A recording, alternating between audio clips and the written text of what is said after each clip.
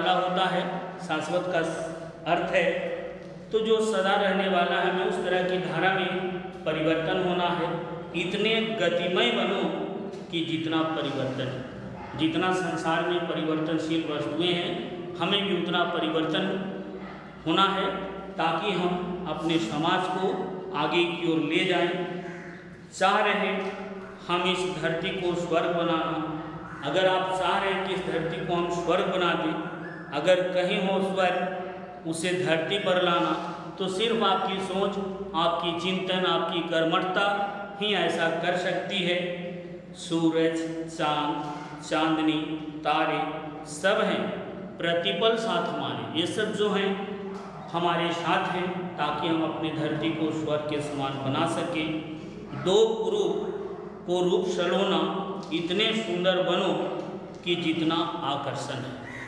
यह कविता थी, जिन कविता का अभी हमने आपको अर्थ समझाया।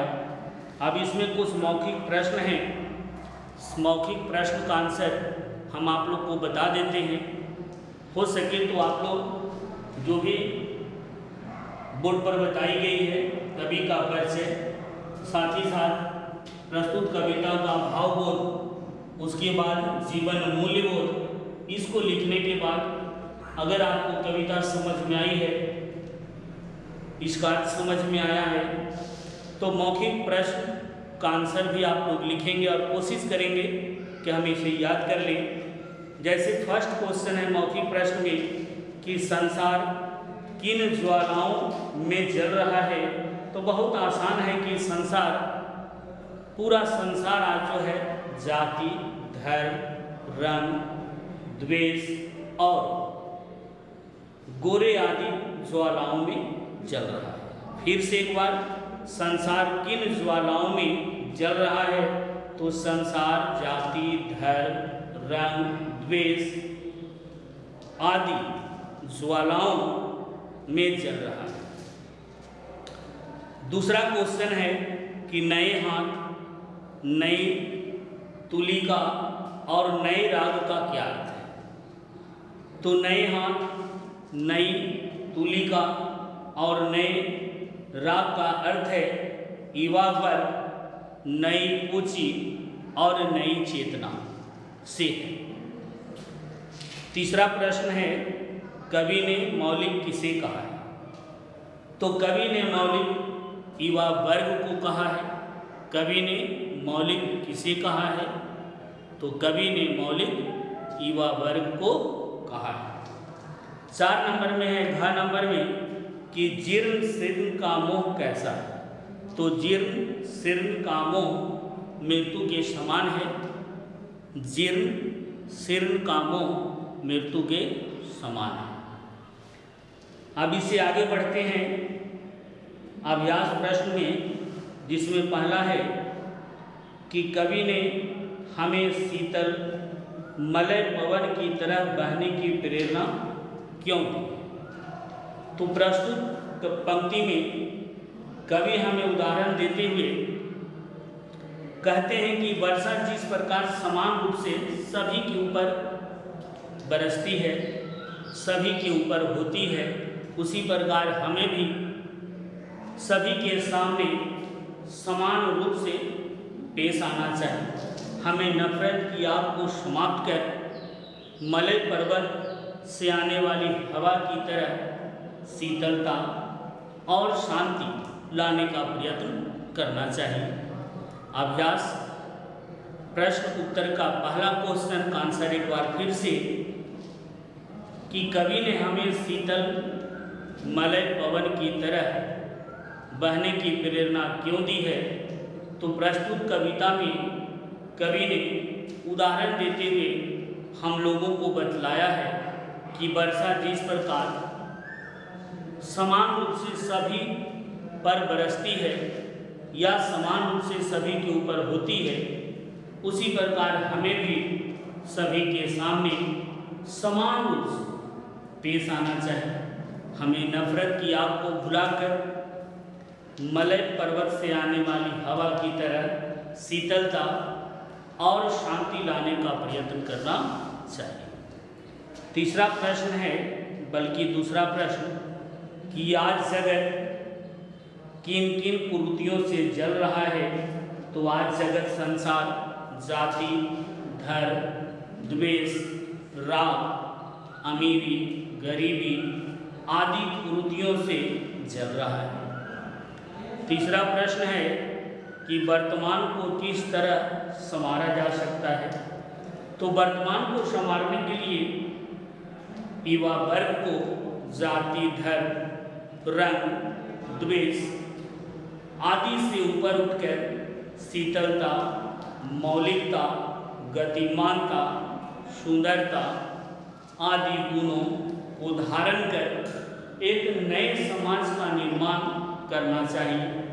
जिस प्रकार कोई कलाकार अपनी कुची से चित्रों में रंग भरता है तब उसमें सुंदरता आती है, उसी तरह से हमें अपने समाज में सुंदरता लाने का प्रयत्न करना चाहिए। घ नंबर में है कि धरती को स्वर्ग बनाने के लिए क्या करना होगा। तो धरती को स्वर्ग बनाने के लिए हमें बुरी सोच, गंदी सोच और धारणाओं को बदलकर अपने समाज की सभी बुराइयों को दूर कर एवं उससे ऊपर उठकर अच्छे समाज का निर्माण करना होगा। धरती को स्वर्ग बनाने के लिए क्या करना होगा, एक बार फिर से कि धरती को स्वर्ग बनाने के लिए हमें अपनी गंदी सोच और धारणाओं को बदलकर अपने समाज की सभी बुराइयों को दूर कर एवं ऊपर उठकर एक अच्छे समाज का निर्माण करना होगा। अंग नंबर में है कविता के शीर्षक की सार्थकता स्पष्ट कीजिए। तो कविता का जो शीर्षक है इतने ऊंचे उठो, ये शीर्षक बिल्कुल सार्थक है। इस कविता के माध्यम से कवि हमें हर बुराई को छोड़कर एक अच्छे समाज का निर्माण करने तथा हमेशा उसे ऊपर उठाए रखने के लिए, समाज को आगे बढ़ाने के लिए अग्रसर रहने की प्रेरणा देती है। 2 नंबर में है कि नीचे लिखी पंक्तियों का भावार्थ लिखिए।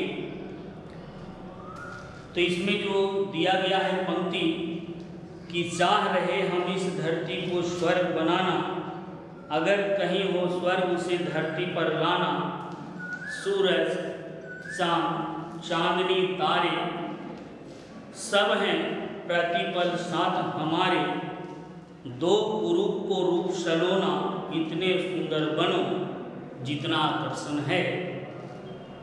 तो इस प्रस्तुत पंक्ति में कवि कहते हैं कि यदि हम धरती को स्वर्ग के समान सुंदर बनाना चाहते हैं तो हमें अपनी कल्पनाओं को मूर्त रूप देकर या मूर्त रूप देते हुए आगे बढ़ना चाहिए और अपने समाज के सभी बुराइयों से ऊपर उठकर एक सुंदर समाज की रचना करनी चाहिए। आगे कवि कहते हैं कि हमें अपनी भावना और सोच अच्छी रखनी चाहिए जिससे एक अच्छी समाज की रचना हो सके जो हमेशा आगे की ओर बढ़ता है। उसके बाद 3 नंबर प्रश्न में है सही कथनों के सामने सही का और गलत कथनों के सामने गलत का निशान लगाइए।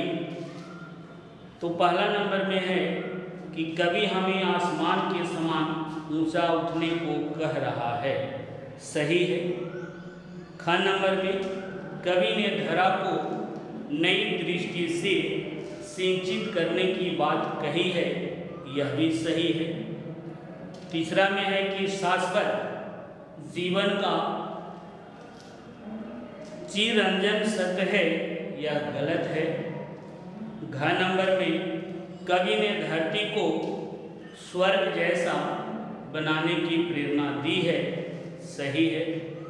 अंग नंबर में कवि कुरूप को सुंदर रूप देने की बात कह रहा है, यह भी सही है।